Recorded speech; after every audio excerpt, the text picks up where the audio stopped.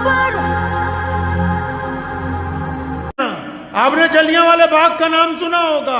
जलियांवाले बाग के किस्से से एक शाम पहले जो अमृतसर के जो डिप्टी कमिश्नर की कोठी है, अमृतसर का जो पुलिस कप्तान था उस वक्त, उसका नाम था एसपी खान मोहम्मद जान। उसको बुलाया अंग्रेज ने। मिस्टर एडवायर जो उस वक्त पंजाब के गवर्नर थे, उन्होंने बुलाया उसे। जनरल डायर को भी बुलवाया गया, वो हालांकि जलंधर में था, और इस एसपी की ड्यूटी लगाई, एसपी खान अहमद जान की ड्यूटी लगाई कि सुबह को जलियांवाले बाग में जो लोग अंग्रेज सरकार के खिलाफ धरना लगाएंगे उन पे गोली चलानी। यह मैं तारीख का वो वाकया आपको सुना रहा हूं कि हमने अपनी कुव्वत अमल से इतिहास को बदला है। कोई मामूली बातें नहीं हैं। आज तो लोग छोटी सी कोई सरकार हो, कोई छोटा सा सरकार में ओहदेदार हो, कोई किसी पार्टी के अंदर कोई लीडर बन जाए, उसके कहने पर फैसले तब्दील हो जाते हैं। अच्छे खासे अफसरान का ज़मीर सच्चाई बोलते बोलते एक बार कलम रोक लेता है, क्योंकि सरकार की नाराजगी कौन मोल ले भाई। मिस्टर एडवायर ने बुलाया एसपी खान अहमद जान लुधियानवी को। पढ़िए जलियांवाले बाग की रिपोर्ट। उसने बुला के कहा कि सुबह को जलियांवाले बाग में जो लोग एजिटेशन करेंगे अंग्रेज सरकार के खिलाफ, उन पर गोली चलानी। तुम्हारी ड्यूटी है, तुम जाके पुलिस लाइन से अपनी टुकड़ी लो, तुम जाओगे, तुम्हारी जिम्मेदारी है कि जलियांवाले बाग में से कोई जिंदा वापस नहीं आना चाहिए।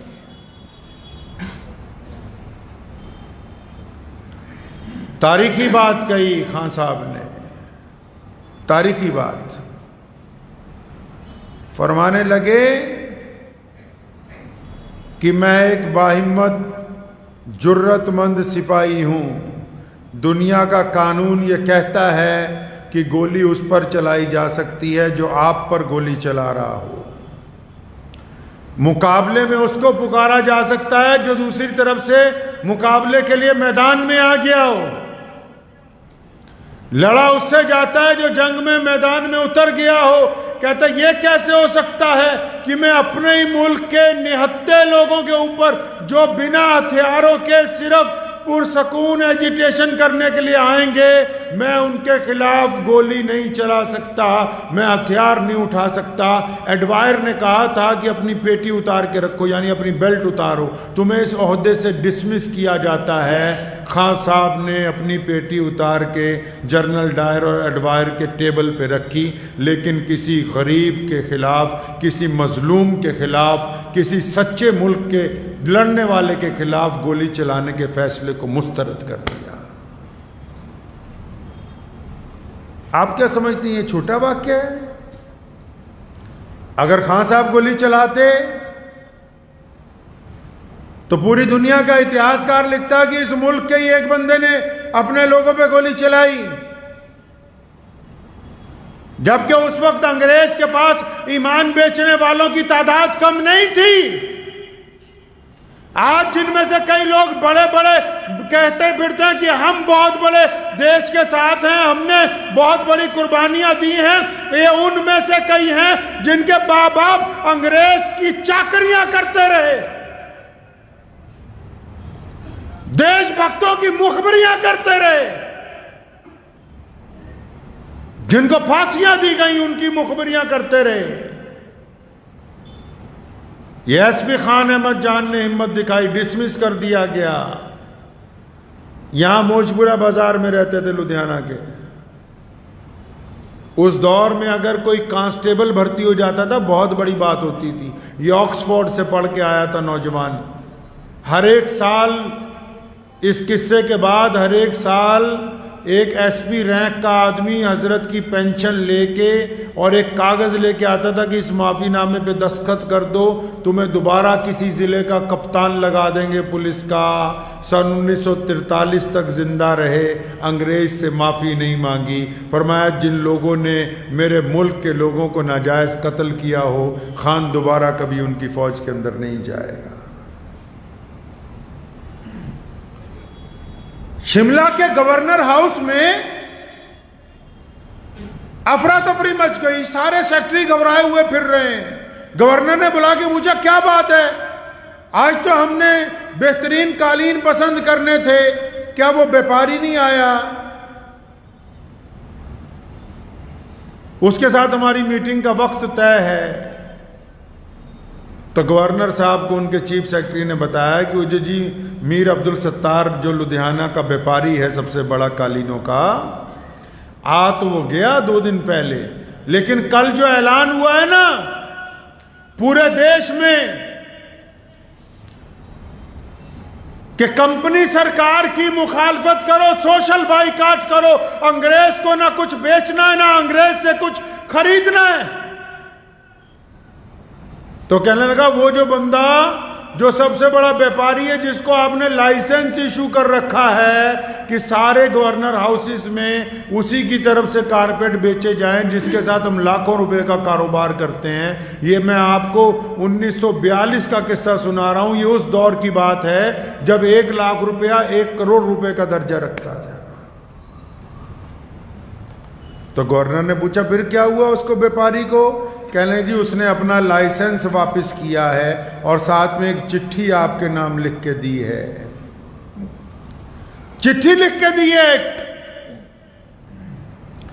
उसमें लिखा है कि तुम हमारे मुल्क पर क्योंकि नाजायज काबिज हो, मुल्क के देशभक्त ये कहते हैं कि आज से अंग्रेज के साथ लेना देना बंद है, इसलिए मैं ये लाइसेंस वापस करता हूं। तारीख उठाइए, मीर अब्दुल सत्तार लुधियानवी को शिमले में गिरफ्तार किया गया। वो आदमी जिसने बचपन जवानी शहजादों की तरह गुजारी हो, जिसके माँ बाप अरबोपति रहे हो, उसको बेड़ियां पहना के जेल में लाया गया, सारी जायदाद छीन ली, तमाम कारखाने जब्त कर लिए। अंग्रेज रोज कहता रहा कि तुम मुझसे माफी मांग लो तो सब कुछ वापस कर दिया जाएगा। मीर सत्तार ने कहा कि जान की कुर्बानी मंजूर है, अंग्रेज से माफी मांगनी मंजूर नहीं है। ये किस्सा उनको सुना रहा हूं जो समझते हैं कि बड़ी आसानी के साथ तिरंगा लहराया। हमने अपना खून दिया है, अपनी जानों की नजराने पेश किए। पेशावर का किस्सा खानी बाजार, 2 वाक़े मुल्क के अंदर बड़े हुए जिससे अंग्रेज को जाना पड़ा, एक जलियांवाले बाग का, एक पेशावर के किस्सा खानी बाजार का। लेकिन किस्सा खानी बाजार को इसलिए कुछ लोग भूल गए कि वो बाजार पाकिस्तान के हिस्से में चला गया। उसी बाजार में 1000 सुर्खपोश पठानों ने अंग्रेज के खिलाफ जुलूस निकाला, अंग्रेज के खिलाफ जुलूस निकाला। वहां भी एक जर्नल गया गोली चलाने के लिए। ये मैं नहीं कहता, सरदार पटेल ने लिखा है जो मुल्क का पहला गृह मंत्री बने। उठाइए सरदार पटेल की रिपोर्ट, उन्होंने अपनी किताब में, अपनी रिपोर्ट में लिखा है कि किस्सा खानी बाजार में अंग्रेज जर्नल ने जो जुल्म किया, जो गोली चलाई, वो तो अपनी जगह बहुत बड़ा जुल्म है ही, लेकिन इन मुसलमानों की कुर्बानी ने पूरे देश की कुर्बानियों को पीछे कर दिया। पटेल ने अपने कलम से लिखा है कि जब गोली चल रही थी 1000 पठानों ने अपनी छाती पे गोली खाई है, एक भी गोली किसी मुसलमान की पीठ के ऊपर नहीं लगी है, एक भी गोली किसी मुसलमान की पीठ पे नहीं लगी। तब इस मुल्क को आजादी हासिल हुई है। अंग्रेज ने कहा कि मुसलमानों और हिंदुओं को तोड़ने के लिए रेलवे स्टेशनों पर पानी के घड़े रखो और उन पर लिखो हिंदू पानी, दूसरे घड़े पर लिखो मुसलमान पानी, और एक घड़े के ऊपर एक हिंदू मुलाजिम हो, दूसरे पर एक मुसलमान मुलाजिम हो। जब रेलगाड़ी आए आवाज लगाओ हिंदू पानी पी लो, मुसलमान पानी पी लो। जब ये काम पूरे देश में शुरू किया अंग्रेज ने, तो मौलाना हबीबुर रहमान लुधियानवी ने लुधियाना के घास मंडी बाजार के चौक में सारे हिंदू और मुसलमानों और सिखों को जमा किया और पूछा तुम चाहते हो कि मुल्क आज़ाद हो जाए? उन्होंने कहा हाँ हम चाहते हैं कि ये देश अंग्रेज से आज़ाद होना चाहिए। तो फरमाया फिर याद रखो हमें इन मटकों को तोड़ना होगा। जब तक ये मटके नहीं टूटेंगे तब तक हमारी इत्तेफाक और मोहब्बत का पैगाम हुकूमत तक नहीं जाएगा। और फिर हमने वो मटके लुधियाना से लेके पेशावर तक सारे स्टेशनों पर तोड़े, जेलें कबूल की, अज़ियतें कबूल की, कोतवालियों के अंदर मारा गया, लेकिन अंग्रेज की साजिश को नाकाम बनाया गया ताकि हम इस मुल्क की आज़ादी में अपना किरदार अदा कर रहे थे।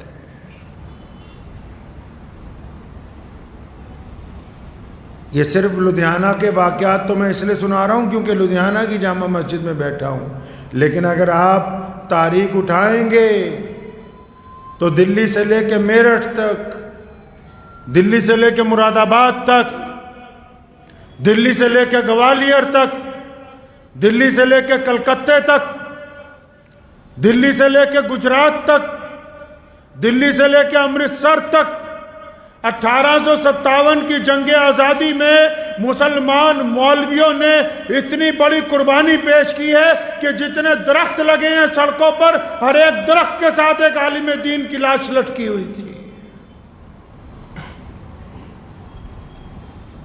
मौलाना हबीबुर रहमान लुधियानवी को अंग्रेज ने पकड़ा बार बार, 14 साल मुल्क के लिए कैद काटी। आखिरी जो नजरबंदी थी 6.5 साल की थी। जब गर्मी आती थी तो मुल्तान जेल में भेजते थे कि वहां गर्मी बहुत पड़ती है, 58 डिग्री गर्मी। आज भी मुल्तान सबसे ज्यादा गर्म इलाका है। सर्दी आती थी तो धर्मशाला जेल में भेजते थे यहां हिमाचल में, ताकि सजा तो देनी है, मौसम को भी सजा के तौर पर इस्तेमाल किया जाए। मौलाना के लिए अदालत बार बार जेल में लगाई जाती थी। अंग्रेज बार बार कहता था कि आप माफी मांग लें, लिख के भेजते थे कि मैं उस हुकूमत से कैसे माफी मांग सकता हूं को जो मुल्क हमारे ही मुल्क पर जिसने कब्जा कर लिया हो। गवर्नर ने खत का जवाब लिखा, कहने लगा तुम्हारा रवैया आदि मुजरिमों का लगता है, तुम्हारा लबो लहजा बागियाना है, तुम्हारा क्या ख्याल है कि तुम्हें हमेशा किस लिए इस जेल के अंदर बंद न रखा जाए। जवाब में उन्होंने लिखा कि मैं तुमको मुजरिम समझता हूं अपने मुल्क की आजादी का। मियां साहब, आज जो लोग फिरका परस्ती की बातें करते हैं, जब लाला लाजपत राय पंजाब केसरी पर पुलिस ने डंडे बरसाए लुधियाना के चौड़ा बाजार के असगर हाल के बाहर जहां म्यूनिसिपल कमेटी का दफ्तर है, तो उनके ऊपर गिर के लाठियां खाने वाले मौलाना हबीबुर रहमान लुधियानवी की औलाद थी जारी की सारी। मुल्क की कुर्बानी के लिए, मुल्क की आजादी के लिए हमने चप्पे चप्पे पर अपनी कुर्बानियां पेश की।